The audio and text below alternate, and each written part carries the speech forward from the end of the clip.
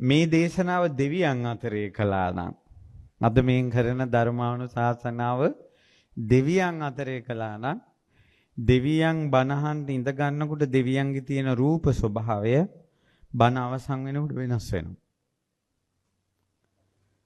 ඒ දෙවියන්ගේ රූපය චිත්ත පටිබද්ධයි කාගෙත් එහෙම තමයි.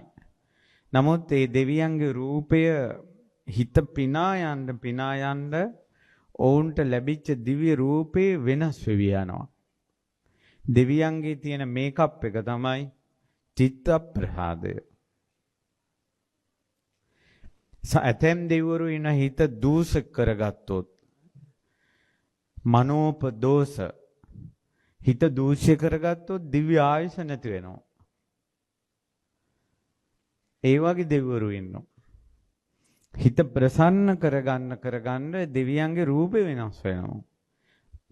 මේ විහිදෙන ආලෝකය වෙනස් වෙනවා. නිසා මේ ධර්ම දේශනාව දෙවියන් අතර කළා නම් ඒ දෙවියන්ගේ රූප ස්වභාවය වෙනස් වෙනවා. ඉතින් මේ ඉන්න අම්මලාගේ මේ ඉන්න උපාසක උපාසිකාවන්ගේ රූපේ නම් ඉතින් ඕකම තමයි. නමුත් බලමු හිතවත් වෙනස් වෙයිද කියලා.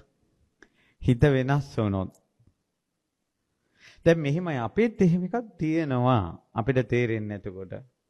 හිතට සතුටක් ආපුවම තමයි පොඩ්ඩක් හිනාවක් යන්නේ. හිනාවක් යනකොට හිනා නොවුන කෙනාට වැඩි රූපේ ලස්සනයි.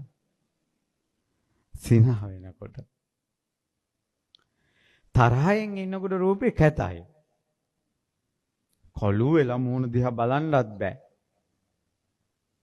රාගයේ හිතට ඇවිල්ලා කෙනෙක් දිහා බලනකොට එයාගේ ඉරියව්වේ මූණෙන් පවා අවුල පේනවා. නුරුස්සන කමෙන් මම ඔයාට කැමති නැත්තම් මං ඔයා ගැන අවුලෙන් නම් ඉන්නේ. මට ඔයාගේ ඇහෙන් බලන්න බෑ.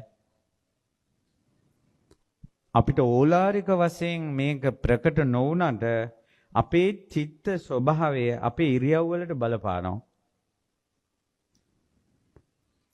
සමහර වෙලාවට කියන ඔයා අවුලෙන් දින්නේ මූණ කළු වෙලා ටිකක් මේ මොකද මේ කියලා.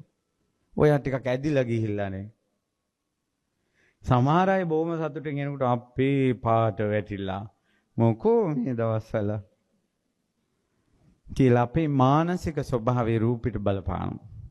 ඒ නිසා කොච්චර පොත්ත සුදු වුණත් හිත ඇතුලේ කහට තිබ්බොත් ඔයාගේ පොත්තේ පාටෙන් එන කාන්ති අන් අයට දැනෙන්නේ නැහැ.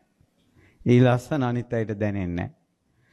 අපිට එයා දැක්ක ගමන් හිතෙනවා මෙයා ලස්සන වුණාට මොකක් හරි අවුලකින් ඉන්නේ කියලා. ඒ නිසා හිතමයි ලස්සන කරගන්නට ඕනේ. හිතෙන්මයි මිනිස්සෙගේ කාන්තිය ලෝකෙට විහිදෙන්නේ.